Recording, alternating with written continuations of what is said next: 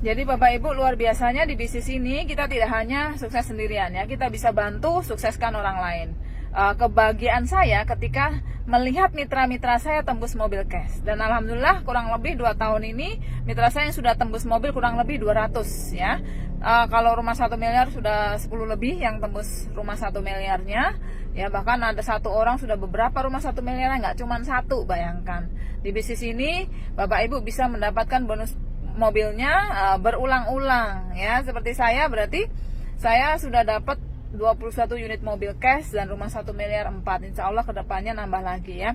Bapak Ibu, kuncinya sukses di bisnis ini Bapak Ibu tinggal nyontek yang sukses. Kalau Bapak Ibu nyonteknya nggak sukses, dijamin 100% nggak bakalan sukses.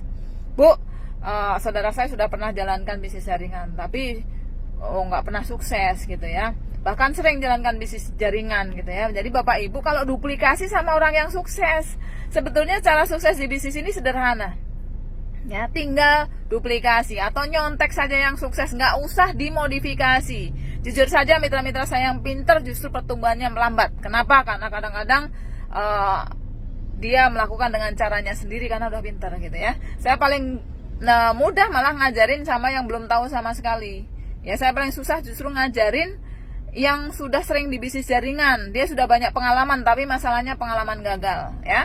Kunci sukses di bisnis ini Bapak Ibu, yang pertama, tanggalkan pangkat-pangkatnya, tanggalkan jabat-jabatannya, tanggalkan jubah-jubahnya. Nyontek saja sama yang sukses ya. Bapak Ibu, caranya gabung dulu. Yang penting gabung dulu karena itu menentukan posisi. Kemudian pakai produknya, kemudian ceritakan ke orang lain. Bantu orang. Bapak Ibu nggak usah mukir, ini kalau saya ceritain kayaknya nggak punya duit, nggak usah.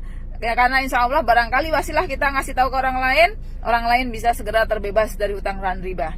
Ya Bapak Ibu bisa bayangkan, mungkin sudah tahu ya bahayanya riba. Dosa yang kecil dari riba adalah ibarat seorang anak laki-laki yang menzinai ibu kandungnya sendiri. Auzubillahi min dzalik.